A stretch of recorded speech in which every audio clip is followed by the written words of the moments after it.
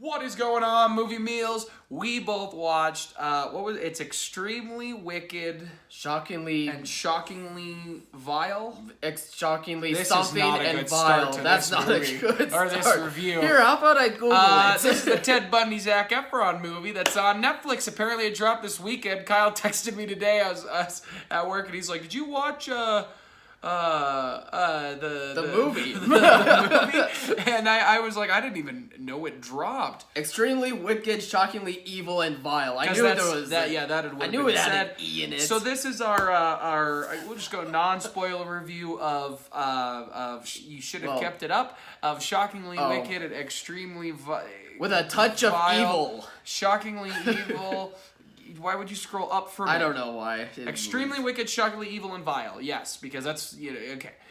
Anyway, Spoilers the Ted Bundy for Ted movie with Bundy. Zac Efron. Kyle, what'd you think? Get into the positives. I got one of the big positives to take away was who played Ted Bundy, and that came from Zac Efron. I've really enjoyed Zac Efron and watching his career grow for a while, especially since High School Musical days, of course. But I think that he's been a solid actor. He's been continuing to show that despite maybe not having the best of projects, he's able to work with what he's got. And I'm glad to see him in this role, let alone a person that was as extremely wicked as Ted Bundy was. But what I liked is that Zac Efron was able to understand that for Ted Bundy as a serial killer, like, it wasn't just all, murder and slasher and anything like that. It was more of a character piece, a character study where we saw how cunning he was, how manipulative he was, and how he was able to use his good looks and his smarts to be able to outwit just about anyone. That's what I really took away from this movie, was between Zac Efron, the director, who I believe did the documentary for Ted Bundy. No, he did the Ted Bundy tapes. He did do that too. I believe that they were able to make mainly comes from documentary. They were able to make a movie where you were able to understand Ted Bundy and how he was able to go about the awful, terrible things that he did to many women. And it doesn't paint a good picture of Ted Bundy at all. I don't think people need to worry about that. It's also not on the opposite end of the spectrum where it's just like a complete slasher horror film type thing. Like, it really is just a character study about Ted Bundy and how he was able to go about doing the things that he did and how much he was trying to get away with them and how he came about doing those things. And that's what I really took away, and what I really appreciate about it was that they were able to tell that type of story about a really horrible person in that aspect. So that was my biggest takeaway from it all. Yeah, the best thing about this movie is Zac Efron and I think Lily Collins. I think they both knock it out of the park. I think Zac Efron is such a talent. I think one day he will be nominated for an Oscar. I think or win an Oscar. I think he's that good. He needs a new agent because his agent has booked him some really horrible roles. I'm not going to count Baywatch against him. Baywatch made sense for him. I think this made sense for him. He took a pay cut to be in this film.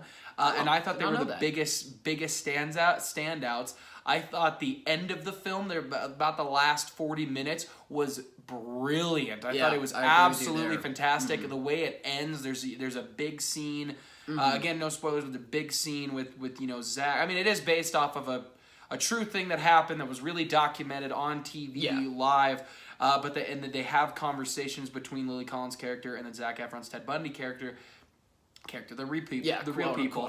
But they have an incredible conversation at the end that was fantastic. Yes. I was so enthralled by that. I really, really loved it. And those were the biggest highlights to me, is Zac and Lily, as well as Haley Joel Osment, because we need him more in movies. He's a treasure. Small role. He is. He really is. We need to appreciate him. But those are my biggest positives. Kyle, what are your negatives of the film?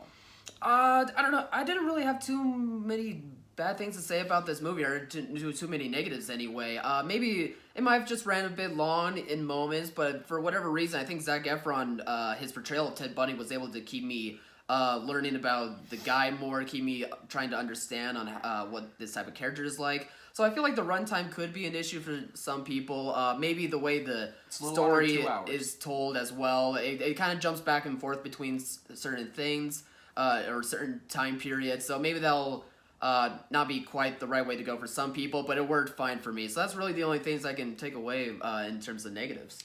And you didn't watch the Ted Bundy tapes. I did. I'm now just starting to watch them, so yeah. Gear up. Yeah. And also finish the other shows we've been trying to get you to finish. It's still good. But I watched them a while ago when they first dropped, because I love this true crime stuff. I need to watch more of this stuff. But I think the biggest problem of this entire movie is the fact that it's the same director. I think that in the script is the biggest problem because so much happens in the true story of Ted Bundy that he speeds through it. The pacing is very fast. They hit kind of the big moments, but they're very, very quick. And I get that, yes, it's hard to condense what is like a 5-hour documentary into 2 hours, or a little under 2 hours, and that is really difficult. And that's why Zac Efron and Lily Collins stood out to me so much, is because you did feel he was Ted Bundy, and he took the best portrayal of Ted Bundy that he could, and that he is so good at making you, those moments you were talking about, real in a very, very fast-paced film, I thought. Because, again, the last 40 minutes, it slows down, and that's when it was like, yes, give me this. They do courtroom stuff, which I'm a sucker for. They do courtroom stuff. They do a lot of that, and I think maybe, and not that he did a bad job directing this, he did a fantastic job with the tapes. This is solid. But I thought with maybe a better writing team, I didn't necessarily love the script because of that fast pace, but I'm going to put most of it on the director. I think a more seasoned director, if you put this movie in the hand of a Fincher, somebody like that who can really dive deep into this, I think you get an Oscar-worthy movie out of it, and I think you get an Oscar-worthy performance, which I think doesn't happen because of the director being a different director. But again, it's hard because I do like this director. I really like his documentary. I thought that was my biggest negative. It was just so fast-paced, and maybe it's just because I did watch the Ted Bundy tapes. I was going to ask, because for me, I felt like the movie was slow, and I haven't seen the documentary at all. So I wonder if there was so much about Ted Bundy that I would have loved to have seen more of his mind and really get into that, and with the true stuff about him living in the forest for 6 days or 2 weeks, whatever. Well, like all of that, I would have loved to see. I would have liked to see a little bit more of him go back and forth between the psychopath. You see it a little bit in this movie. I wanted to see a little bit more of it. So that's where I think it falls a little bit on the script and the director as my negatives. But again, I really like the film. It's got like a 58 on Rotten Tomatoes, which I think makes sense. That's a bit, really? I think that's a bit low. You haven't watched tapes. I think that's what I haven't read the reviews, but I think that's where a lot of people thought, because I remember the first half, I was like, man, this is wasted potential. That's what I thought through the first, maybe 40 minutes or so. I was like, this is wasted potential. It's moving so fast, and there's a way to slow it down and tell the story a little bit more condensed than it just be, I know people are going to say, well, we got the Ted Bundy. I get that. We got the really long version. There's still a better way to tell that story, I thought. And then I think the last 40 minutes, it really gets good, and then that's where people fall in the middle. Yeah. They're like, it's not 100%, it's not a 0, so 50 kind of makes sense to me. So I got that. Maybe a little higher. I probably personally would put this more in the, maybe the low 60s, but between 60 and 70 I thought would work, but I get it, but I also really enjoyed the film. This is a perfect Netflix film.